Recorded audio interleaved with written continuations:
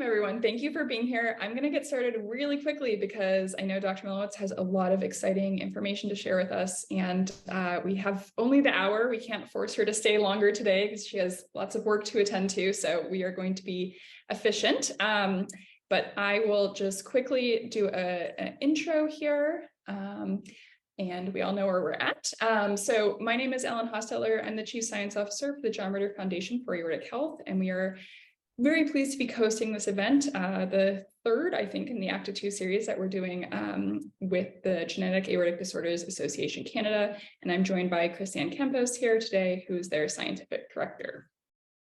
And I won't read through all this because probably you know who we are if this is the third one you've been with us, but please always feel free to reach out to us if you need information. We're on social media. You can send me an email. As always, we're pleased to have Dr. Milewicz as our longtime partner. She serves on our board and also on our professional advisory board. So excited, especially to have her as a presenter again today. And Chrisanne, I'll let you take it from here. Yes, thanks, Ellen. So yeah, again, as Ellen said, I'm Chrisanne from GADA Canada. GADA is a registered charity patient advocacy organization in Canada. And we've been supporting research for genetic aortic disorders for the last 23 years with a generous support from the Timothy Foundation. So any information you'd like to learn about GADA's funded grants, please visit the GADA website. And more importantly, what I'd like to point out here is our support for the Montalcino Aortic Consortium research that is led by our invited speaker here, Dr. Milewicz, who is leading the registry at the University of Texas in Houston. Any questions to register for the MAC research or to be enrolled in MAC research, please reach out to the MAC program at the UT Health or email me or Ellen for more information about MAC. Before I can introduce the speaker, who everyone already knows, I'd just like to quickly go over the disclaimer for this talk, that this information that's going to be presented in this webinar is for educational purposes only and shouldn't be, any information shouldn't be undertaken without consulting your doctor or your specialist who's following your case. And if you have any questions, please feel free to use the little box on the bottom. You can use the chat box or the Q&A box. As Dr. Milewicz goes through her talk, you can put in your questions anytime through the talk. We're happy to address those questions either during the talk or after the talk. So I'd like to quickly introduce our one and only speaker, Dr. Milewicz, the specialist in ACTA2.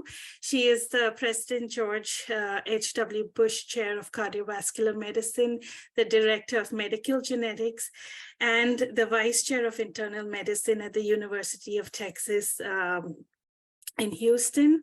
Her work includes translational studies focused on genetic predisposition to aortic disease. She and her research team first identified ACTA2 as a cause of genetic aortic disease in 2007. And she is going to be talking to us today about ACTA2 molecular research today. And so without further ado, I'd hand this over to Dr. Milewicz to take over. Hi, everybody. Thank you for that nice introduction, Chrisanne. And she's right. I'm going to talk to you today about our studies on how defects in ACTA2 cause all these different problems with the arteries. So let me see if I can get my slides. Okay. Everybody can see my slides, okay? Yeah, Good. So when I gave a talk, about a month or 2 months ago on how ACTA2 variants are what we also call mutations in the ACTA2 gene cause thoracic aortic disease, but also cause early onset coronary artery disease due to atherosclerosis and early onset cerebral vascular disease in a moyamoya-like pattern.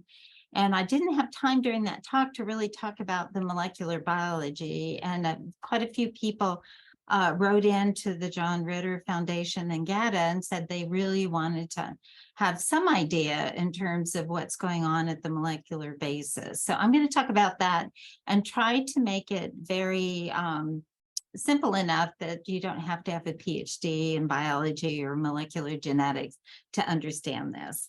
So just to start out from the beginning, as I mentioned in my previous talk, that I've been very interested in identifying the changes in our DNA that predispose people to aortic aneurysms, because aortic aneurysms predispose to life-threatening acute aortic dissections. And if we know who's at risk, we can go in and fix the aneurysm and completely prevent those deadly aortic dissections. And so I chose as sort of the focus of my career is to identify all the genes that predispose to these diseases. And so we've been working many years trying to identify these genes.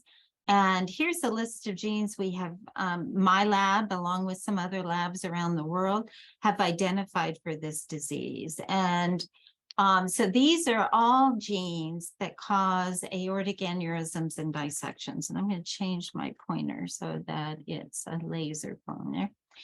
And this is telling us something about the disease. And I talked a little bit about this before, that it's telling us that that the smooth muscle cells, which are the cells that are in the aortic wall, that these mutations disrupt the ability of that smooth muscle cell to contract. So the smooth muscle cells surround every artery in your body, and I'll show you some pictures of that in just a minute. And they have to contract down every time a pulse of blood goes through the artery. And they contract just like your muscles contract or your heart contract. It's a muscle cell. And it's triggered to contract is the pulsatile blood flow. So as you're sitting there and blood's flowing through your heart, flowing through your arteries, because your heart is pumping, hopefully, that with every single pulse pressure from that beating heart, your smooth muscle cells are contracting. And that what happens with all these mutant genes is that the smooth muscle cell doesn't contract as well. And that ultimately leads to aortic aneurysms and dissections. And I think there was a talk last week on how we're trying to figure out this link to a problem with the smooth muscle cell contracting and aortic disease, and specifically to dissection. We have no drugs that prevent dissections. And that's actually a part of another research program that I have going on to find those triggers for aneurysms, but specifically find the triggers for dissection, because that's what is life-threatening. And like I said, we don't have any drugs for that. And then, as I talked about previously, there is one gene that we got very interested in because it caused not only thoracic aortic aneurysms and dissections, but also caused early onset coronary artery disease due to atherosclerosis. And also for the arteries in the brain to be blocked in a pattern that's consistent with a condition called moyamoya disease. And I'll go through that and just briefly in the next few slides. So here's the family that we use to map and identify ACTA2 as a cause of thoracic aortic disease. This is a pedigree so that men are squares and women are circles. No surprise there. And somebody that's married has a line, people that are married have a line between them, and then the line down goes to their children. So this couple here had 3 boys and two girls, and then they went on to have children, and there's another generation down here. So this is the family, and everybody in black has those thoracic aneurysms predisposing to dissection. And this is actually the family that we use to identify the ACTA2 as a cause of thoracic aortic disease. And this family has this arginine, a change in the ACTA2 gene such that it changes the corresponding protein, which is called smooth muscle alpha actin. It changes one amino acid in that protein from an arginine to a cysteine. So this is the variant in the ACTA2 gene that's causing aortic aneurysms and dissections in this family. Now, everybody in Black does not carry the variant because you have one normal gene, one mutant gene, 50-50 chance of passing it on to the next generation. So, but you can see there's a lot of people here that have the mutant gene but don't have aortic disease. And what we were able to figure out was that instead of having aortic disease, these people in these families instead had early onset atherosclerosis with no risk factors for atherosclerosis. And if we put the people with atherosclerosis in this pedigree as early onset CAD in red, you can see once again that people with the orange around them, that if people in the family that carry the variant, that they can have either thoracic aortic disease or early onset CAD. We now know that some of these people have both diseases. So even if you have atherosclerosis, we still have to watch you for thoracic aortic disease and vice versa if you have this arginine 149C variant. And this was early onset coronary artery disease. So coronary artery disease is what caused heart attacks. And this individual had his first heart attack at the age of 33 and went on to have a second heart attack at a few years later. He had no risk factors for coronary artery disease. And most of you probably know that coronary artery disease does not start typically until people are in their 50s and 60s. But in these families, it was starting even very much younger than that. And we also found out that people with different variants in ACTA2 did not have coronary artery disease, but instead had a disease called moyamoya. And that's where the arteries that go up into the brain, called the carotid arteries, are wide open. And then when they go into the brain, they suddenly get blocked in these people. But it's not atherosclerosis. If you look at the pathology, which is here, it's not typical of atherosclerosis. And this was caused because the arteries are getting blocked, these people were having strokes. And once again, these strokes can start very young. This young lady, and this is her imaging up here, where her arteries are the white stuff is her arteries coming up into her brain, those carotid arteries. And then over here, you can see it starts suddenly. And it's because there's a blockage there in the artery.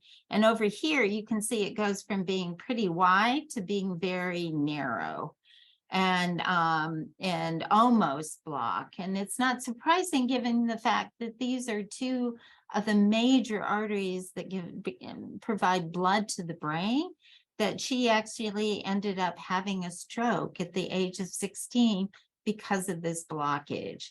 And when we looked at families with this variants that disrupt a different arginine or R, this is 258 instead of 149, they were having the cerebral vascular problems, but this is not atherosclerosis, and they weren't having coronary artery disease. And after we published this data, we went on to show that we found that there were children that had both thoracic aortic disease and this early onset moyamoya disease, the cerebral vascular disease, at very young ages. And this was, and along with that, they had problems with their eyes and their gut and their bladder failing to contract properly, and also lung problems. And all these children had the same change in the ACTA2 that disrupts not arginine 258 or arginine 149, but instead arginine 179. And it shows up new in them. Neither parent have it. And it's what we call a de novo variant or a new variant in the child. And it's nothing the parents do. It just shows up by chance. So, so what are these smooth muscle cells and what is ACTA2 in the smooth muscle cell? So an artery actually has 3 layers. The inner layer is called the intima. The middle layer is filled with smooth muscle cells. So that's the muscular layer that contracts with every pulse pressure. And then there's an outer layer called the adventitia. But you can see this muscular layer is the thickest layer of the wall. And what happens with both atherosclerosis and moyamoya disease is that the arteries that are the smooth muscle cells that are in the wall actually end up migrating and going into the inside of the artery. And this is called the formation of a neointima, a new intimal layer. And the cells end up moving and they start crawling along and they move from the wall, where here in a normal artery, they're staying in the wall. But in a disease, an ACTA2 patient with either the 149, 258, or the 179, their smooth muscles are tending to leave the wall of the artery and move inside of where the blood flows, which we call the lumen, the inside of the artery. And with that, they end up starting to occlude or totally occlude the blood flow that's supposed to flow like this. But with atherosclerosis, there's typically a lot of cholesterol deposits and inflammatory cells. But in the moyamoya disease, it's almost pure smooth muscle cells that are migrating into the artery and blocking the artery.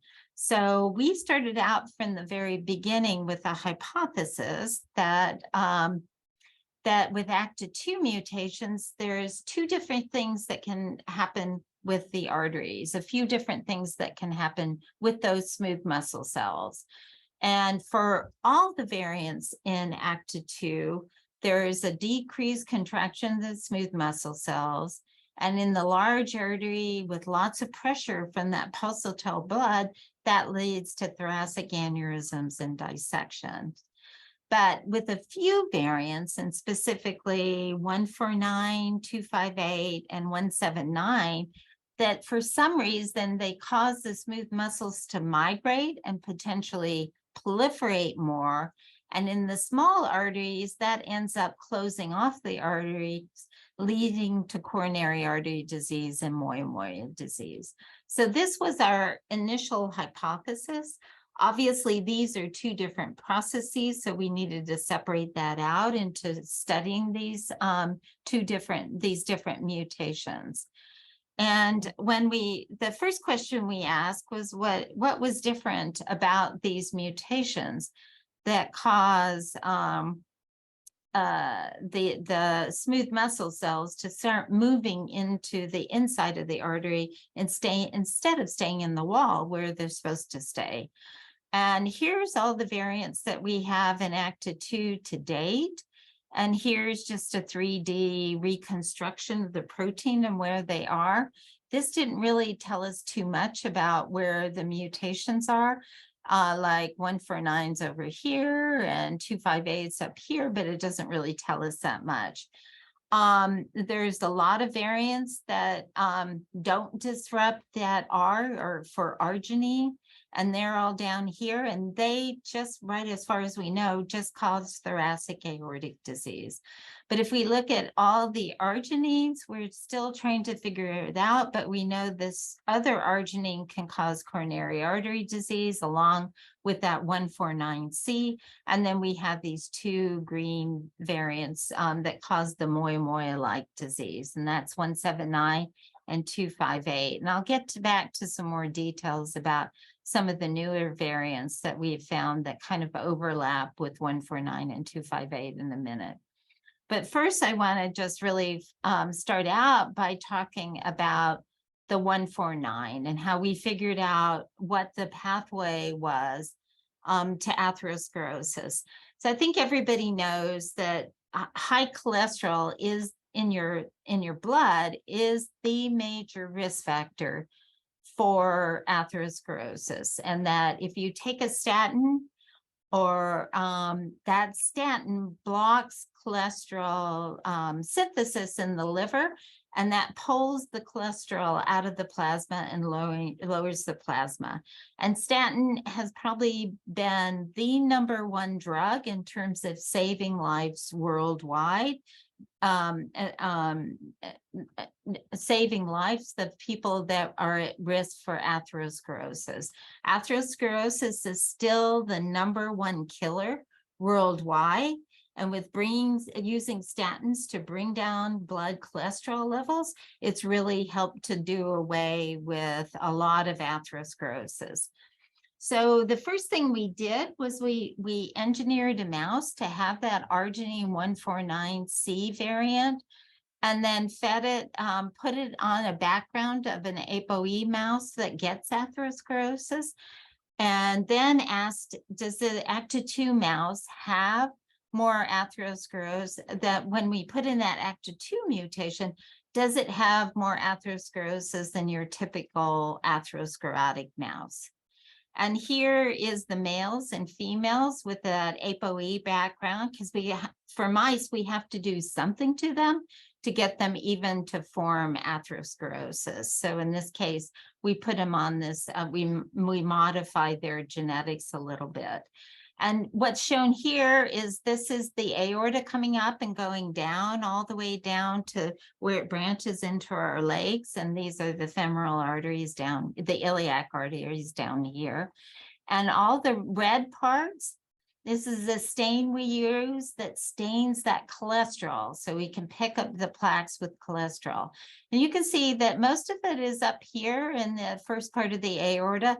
In this case, we've taken the aorta and actually just opened up the entire aorta and sort of split it open so we could see from the inside looking for those plaques. So that's why there's two parts up here. But then if you look down here, you can see right away, without even like having to quantify the amount of red, that there's a lot more atherosclerosis when we engineer in that ACTA2 arginine 149C variant. So this really reproduces what we see in patients. And we went on to show the atherosclerosis formed faster, it was formed quicker in every single part of the aorta. And it also went up and formed atherosclerosis in those carotid arteries that go up to the brain. And this is just all quantitation over here. And this just shows you we could take the ACTA2. Remember, mice just don't get atherosclerosis.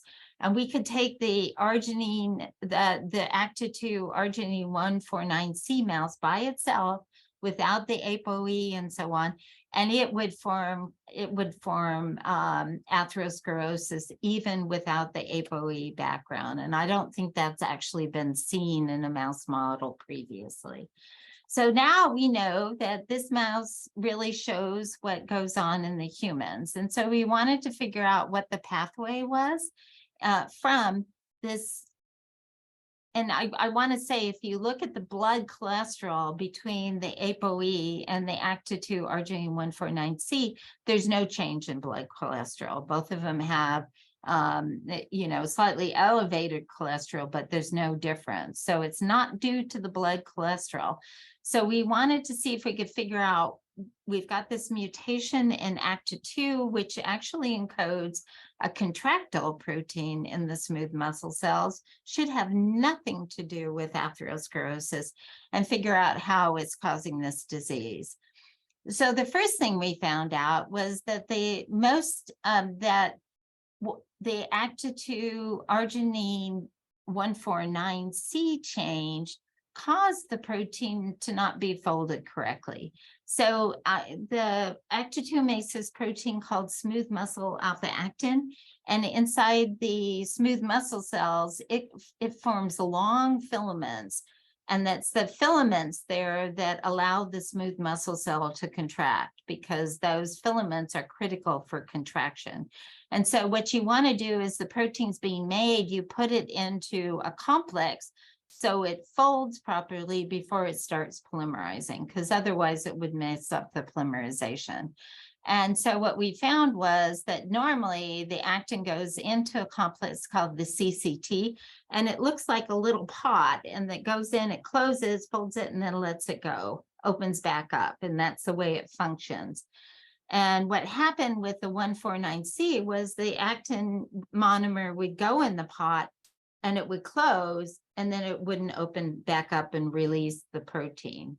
And so we knew early on that there was problems with the folding of the protein in this complex. So we also knew that with atherosclerosis, that the smooth muscle cells, those cells in the wall of the artery, they tend to proliferate out of the wall. This is with, in any mouse model or human with the disease, the smooth muscle cells come out of the wall, and they can start taking on the characteristics of other cell types that we know are there in the plaque. And so we really think that so we wanted to see if our smooth muscle cells were changing phenotype more rapidly than wild type cells. And I think I'm going to skip some of this, but what we found was we could assay for those changes in phenotype that occurred back here with these changes here. And so with these changes, they can take on features of a cell called the macrophage cell, or a myofibroblast cell, or even like a stem cell, which is shown here. So we took cells from the aorta of our mouse model and grew them in culture, and just asked, did they take on features of these other cells, atherosclerosis cells at baseline? And down here is the cells from the control mice, and the cells in the green are the cells from the mutant mouse. And here's a marker for stem cells. So you can, and what's shown down here is exposing the cells to 3 different levels of cholesterol, because we determined that cholesterol could drive these changes in smooth muscle cells. But here we're asking, do the mutant cells actually turn on all these changes that for plaque formation, even with no cholesterol around? So here is the wild type cells. They're not expressing much of this marker of a stem cell. And here's our arginine, and don't do so even with cholesterol. So this is putting increasing amounts of cholesterol on the cells. But here's the mutant cells, and they've already got this marker turned on. And when we looked at the myofibroblast marker, once again, here's at baseline for the wild type cells in gray, and you can see that it'll go up with high levels of cholesterol in the wild type cells, but it's way high already in our mutant cells. The same for this marker.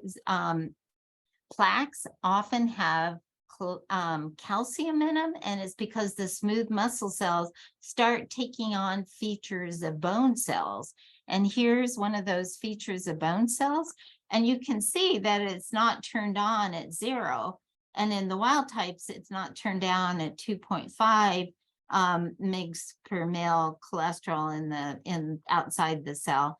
But with that low level of cholesterol, it gets way upregulated in the mutant cells. So either at baseline or low levels of cholesterol, our mutant cells are starting to take on these features of smooth muscle cells that are found in plaques. And for the wild type cells, they either didn't take them on, or they took them on at very high levels of cholesterol, this 10 micrograms per ml. So here we have a cell that's more prone to form atherosclerotic type cells. And we wanted to figure out why this was. And I'm not going to go through all the data, but we went back to the fact that the cells, this arginine 149C, the actin was going into that complex and getting stuck. And what happens typically when something gets stuck in that, the cell becomes stressed and they start activating factors to correct the problem.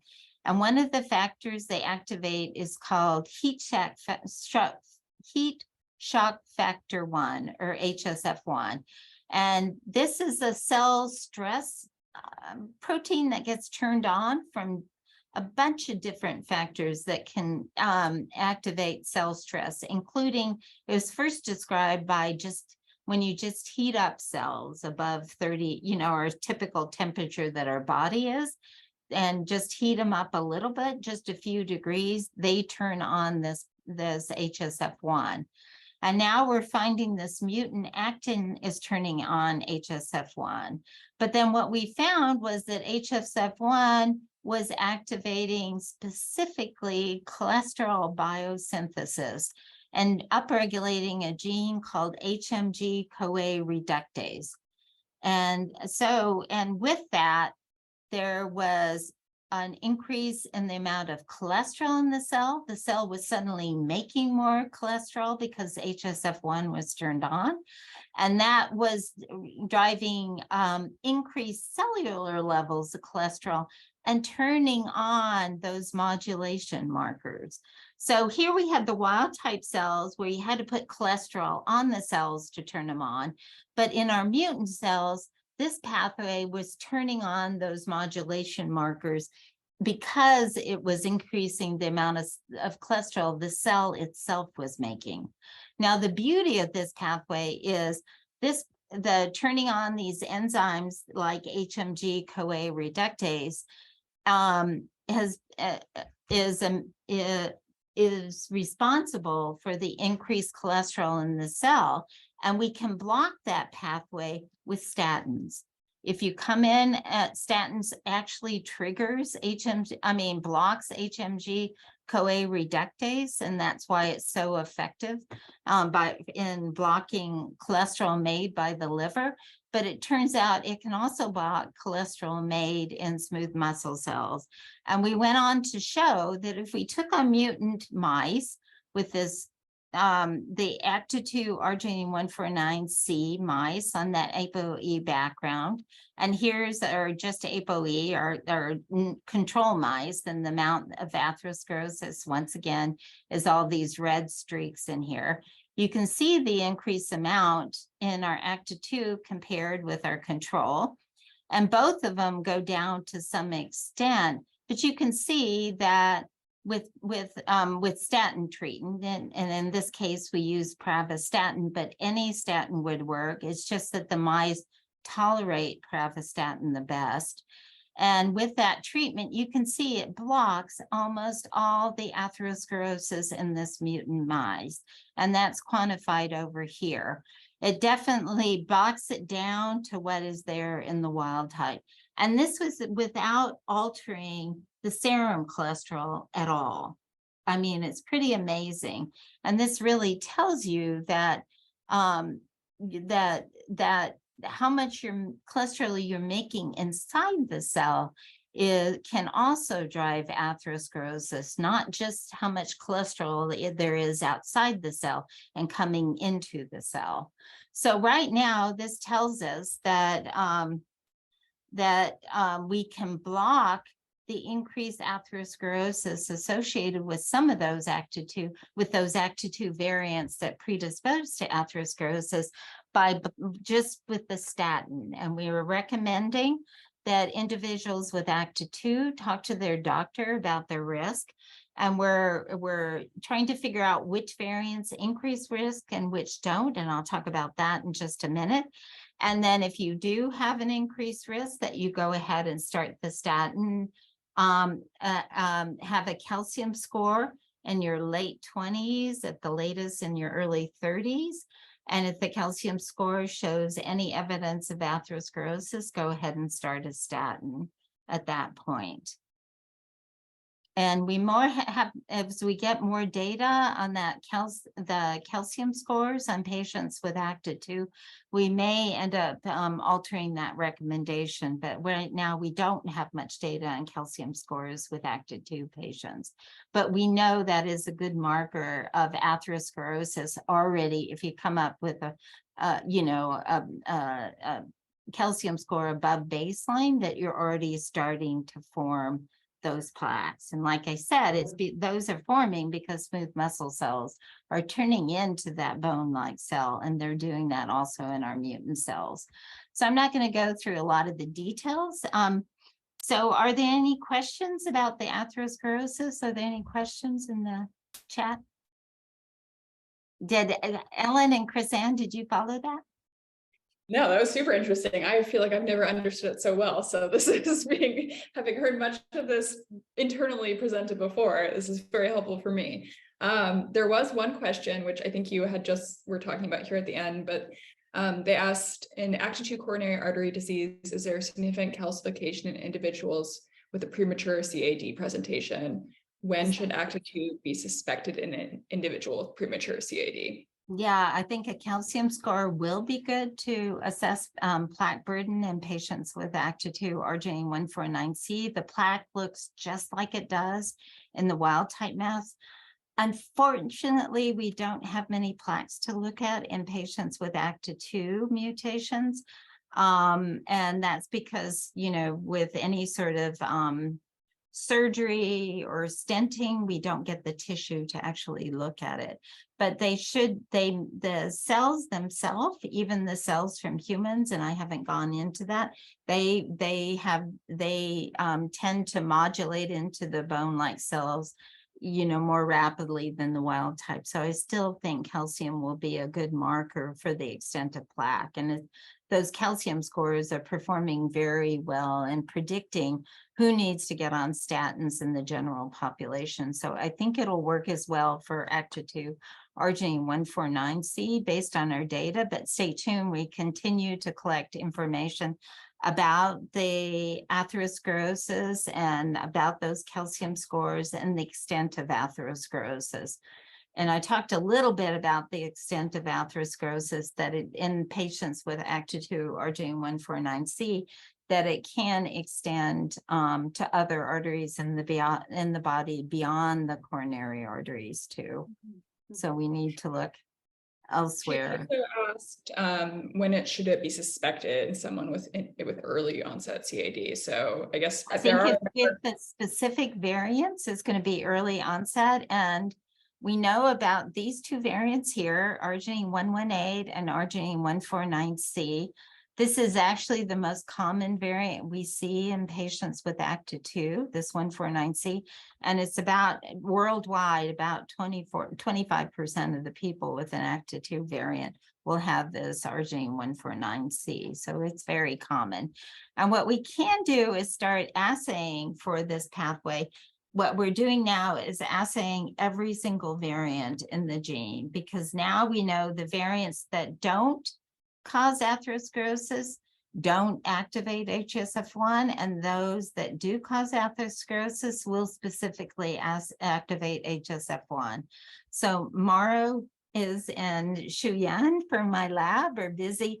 Mara's collecting all the clinical data, and many of you got surveys to see if you have any evidence of atherosclerosis, and thank you for filling out those surveys, because we want to match up that data with the mutations, our assays of the mutations, to make sure that this aligns 100%. And then as we identify new variants, we can quickly assay them to see whether they increase HSF1, do they drive HMG-CoA reductase and increase cholesterol in the cells, and so on. So we'll have the first set of assays and the variants and the correlation. We'll have that hopefully published by midsummer or late summer. So be happy to do another seminar just on ACTA2 mutations and how we set up this assay. So other questions? Okay. And so far. Okay, It's just the one, yes. I okay. think you're doing beautifully with explaining it I in hope so. detail. It's really complicated and it only gets more complicated. I made this a little bit more simplistic than that last one. So we now know that the pathway to CAD, but what is the pathway to moyamoya disease? And we've been working on this for a long time. We first found the smooth muscle dysfunction syndrome, and then with Ellen Regalado sort of leading this effort, we really defined all the complications of the syndrome and made recommendations for the management. So we want to continue our research and really build on these management recommendations, along with other groups that are working on this too. And we know it's that specific change, arginine-149C, and this protein is only almost exclusively expressed in smooth muscle cells. So we come back again to those smooth muscle cells for this. And we've known about the 149C, but recently, the 179C for smooth muscle dysfunction syndrome. But recently we have had patients referred to us from around the world that had overlapping features with smooth muscle dysfunction syndrome. So we went through and collected all the clinical data, and Anita Ka, one of the MD PhD students in my laboratory, went through and collected that and really outlined the spectrum of disease, with the smooth muscle dysfunction syndrome sitting at on the most serious end of the spectrum, and then going through to the 258 and all the way to an arginine 39H. So we'll die. And with each of these, here's smooth muscle dysfunction syndrome with the PDAs and the eye problems, the moyamoya-like disease, the early onset thoracic disease, pulmonary disease, and problems with the bladder and the gut.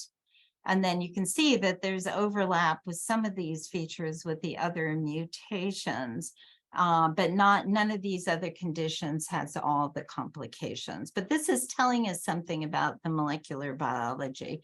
And that's one of the reasons we wanted this kind of detailed map in terms of what variants are causing what. And then we know that the serious problems in a smooth muscle dysfunction syndrome are the cerebral vascular disease, because that can lead to strokes, and there's just not a good option to treat this. The aortic aneurysms and that lead to dissection, there's a great option for treating that. It's not a fun option, opening up cardiovascular surgery to go in and repair the aorta. But once you put that graft in, it's a man-made material and it lasts extremely well. And people have had those grafts in for 50, 60, 70 years. So we really, it's not a great treatment, but we know how, if we know somebody has this condition predisposed, we can prevent the dissection deaths.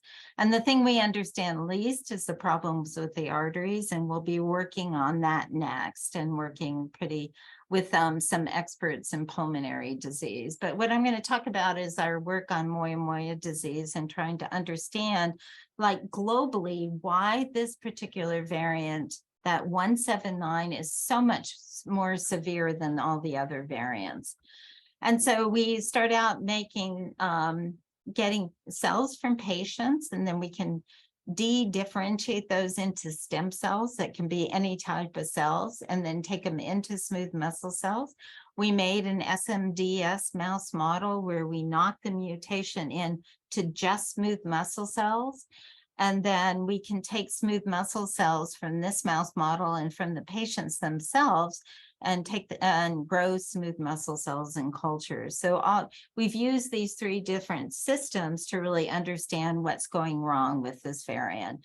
And Callie Kortler's work has really been focused on what is the basic defect with this mutation. And it's a whole nother talk about what goes wrong, but we found out that smooth muscle alpha actin actually moves into the nucleus and has a nuclear function. And the nucleus is the command center for cells that tells cells how to do everything. And that's probably because this arginine 179 disrupts the ability of the actin to move into the nucleus. That is probably why it is the most severe mutation. And we don't know why this disrupts movement into the nucleus. We have some good data that may explain it, but we have to work a little bit harder.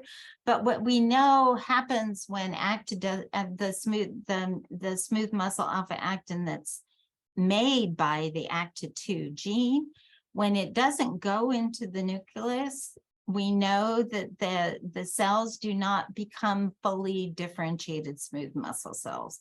So in our body, as we develop, we have stem cells. In the case of the cells and the arteries that go in the ascending aorta in the brain, those are made from neurocrest stem cells. And in the case, the arginine 179 doesn't allow the neurocrest cells to completely differentiate into a smooth muscle cell. And because of that, they end up with an altered smooth muscle cells in their arteries, in their gut, in their eyes, and so on. And that's what's causing the problem. So one of the issues, though, that is very clear, or was very clear early on when we had we're looking at the cells in culture, is that the control smooth muscle cells, if we put them in a chamber where they have to move from one place to the other, that over time just a few cells move. But when you look at the SMDS cells, they move like crazy. They are running like crazy. So already this sort of suggests maybe that increase in migration is one of the reasons why the arteries in the brain get occluded in this condition. So, and if you look at the arteries themselves, so here's the lumen inside the artery should be completely free of cells. There should be no cells inside, and the smooth muscle cells should be staying in the wall of the artery. But if you looked at one of those blocked arteries in people with moyamoya disease, here's the smooth muscle cells, which are these purple longish cells here. Those are the ones in the wall, but here's where it's supposed to be completely open for blood flow. And you see there's all sorts of cells here, and they stand positive for smooth muscle cells. And you don't see the cholesterol at all. There's no cholesterol in there, so it's not atherosclerosis. And you don't see any inflammatory cells. You don't see the calcium. You don't see those macrophage cells, those inflammatory cells. So what you've got is just a lot of smooth muscle positive cells inside the lumen. And so we took our SMDS mouse model and wanted to see at baseline, when we imaged the arteries in the brain, we didn't find too much. The arteries were straightened, and we see that in SMDS patients, that they tend to have straighter arteries in their brains, but we didn't see any blockage. So we decided to go in and do a injury to the left carotid in these mice. And that's just tying off the left carotid. And that means that there's a clot that forms throughout the carotid artery.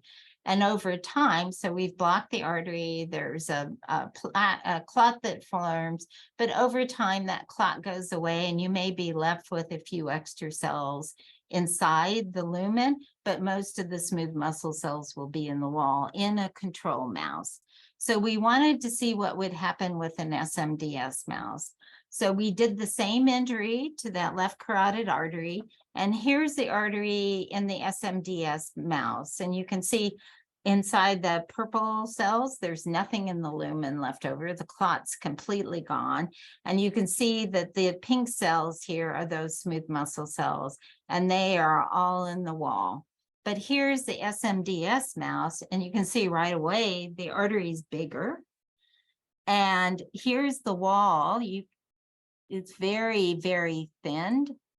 and the inside of the artery is completely filled with cells. And once again, it looks a lot like what we see in patients, these types of lesions. So we have now an SMDS mouse model that forms a lesion in the carotid artery that looks like a moyamoya disease lesion. And we've gone through and quantitated this. And also with that injury, I didn't mention this, but with that injury, 20% of the SMDS mice die of strokes. And we can see that they're having strokes before they die. And so, and none of the wild type mice die of strokes. So not only do we have the lesions that look like the moyamoya disease problems with the artery, but the mice, a small number of mice are actually dying of strokes when we do this to the SMDS mouse. So we wanted to ask, is there some way to slow that migration into the lumen? Is there some way we can block this? And we know that stem cells use glucose from the blood for their source of energy. And that if you take a stem cell and make it use a different source, and that's called oxidative phosphorylation, where they switch and start using the energy source called the mitochondria inside the cell, that it actually will differentiate stem cells all by itself. All you do is have to metabolically change the cells from taking up glucose to oxidative phosphorylation. So we went in and tried to see if that would help differentiate. And we first checked to see if our mutant cells were using glycolysis. And this is just a graph of the amount of glucose. It's actually you're looking at the amount of glucose metabolized to lactic acid that's being released by the cell. But the smooth muscle cells are taking up a lot, the mutant cells, those ACTA2 R179 or SMDS mutant cells are taking up a lot more glucose than the wild type cells. So we've confirmed they've even had this metabolic, they've stayed like a stem cell in terms of their metabolic program. So we wanted to see if we could give the cells a drug that preached differentiation. And this is we gave them a drug called nicotinamide riboside. And that's a drug that drives it provides the precursor for oxidative phosphorylation. So it makes it much easier for the cells just to start using oxidative phosphorylation and turning off glycolysis. And with that, they differentiate better. I won't go through this blot, but over here, I want to show that it affects migration. So here's the wild type cells in gray again. And this is the wild type cells without the nicotinamide riboside, the NR, and treated with NR. So even the wild type cells don't migrate as much with NR. But here's the mutant cells. So first of all, you got a lot, they're running around like crazy. But if we treat them with NR, they actually come to the level to the untreated wild type cells. So we effectively prevent that migration. And so we wanted to see if that would work in our mouse model in preventing, number one, the strokes, but also those lesions in the carotid artery. So here is the days after ligation, and the wild type with or with NR is in black and red here. So this is a survival curve here. And all of our wild type mice, as we go in and enter the left carotid artery, they survive just fine. And here's our untreated SMDS mice, that 20%, 25% that die of strokes.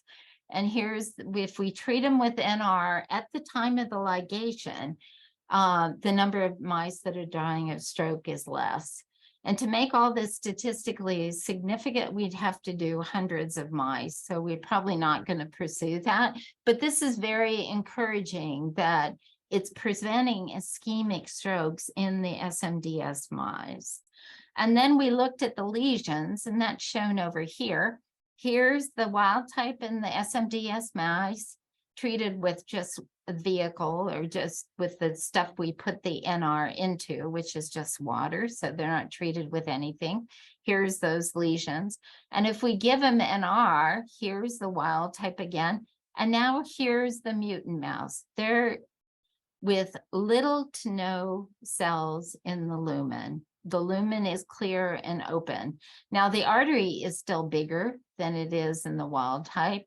So if we gave this the sort of enlargement that SMDS patients already have in their carotid arteries will remain there. It's not going to change that. But we've blocked this lesion. And this is all quantitated over here. Here's our wild type mouse. And then this is the amount occluded in the mutant and what happens with NR. And this is just showing that the lumen, which is the inside of the vessel in both of these, that it goes up and stays big in the mutant with the treatment, but it's wide open. So we think this may be a good treatment for preventing a moyamoya disease. And our next step is to go ahead and let these mice form these lesions and then treat them with NR and see if it makes the lesions go away faster. And so stay tuned for that, because we know many kids have the some occlusion of their arteries in their brain at the time of diagnosis. And we've also done imaging in the mouse, and this is probably here in Houston is the best place in the world to get this imaging done. I don't think there's any place else that can do this level of detail. We wanted to see, was it actually, so we're just looking at the artery here in the mouse, and we wanted to see what was going on with the arteries in the brain with the NR treatment. And I'm just going to ask you to focus in on this artery here, which is in the SMDS, and you can see it's pretty narrow. But with the NR treatment, it actually opens up, and we're just starting to, this is a diameter of the wild type, and then the SMDS mouse, and then this is the SMDS mouse with the treatment. So we can see that some of the arteries are actually opening up, and we've done a lot of studies looking at collateral blood vessel formation. And we see a lot more collaterals forming because they have to with the mutant mouse, and all that goes back down. So we're now going in and sectioning through these arteries to really document that there's changes in the arteries in these areas. So we hope to have the nicotinamide riboside, use it in a treatment trial. I want to mention that there's other treatments that have the same effect on the smooth muscle cell that we can go on to try or do in combination with the NR in the future. So we're trying to work through that, other therapeutics. And to be honest with you, if we just take away glucose and force the cells to use the oxidative phosphorylation, it does even better. It changes the cells in the same way that the NR does. And that would be equivalent of putting a child on a low carb diet, an extremely low carb diet. But they do that already for conditions like uncontrolled seizures and so on. So they are able to do that in young children. So we want to see if other therapeutics will work. We want to make sure that this kind of treatment, it doesn't, we don't want to make the moyamoya disease better, but make the aortic disease worse. So we now have SMDS mice on long-term treatment with this drug, just to make sure it doesn't make the aortic disease worse. And we're about a little over a half a year into that treatment, and there's no evidence it makes the aortic disease worse. We've applied to the FDA and the Federal Drug Administration and our institutional review boards for approval to start a study of NR in patients with MSD and SMDS, and FDA approval was received in record time. So we're still waiting on the ARB. And we're going to start out by just figuring out imaging protocols and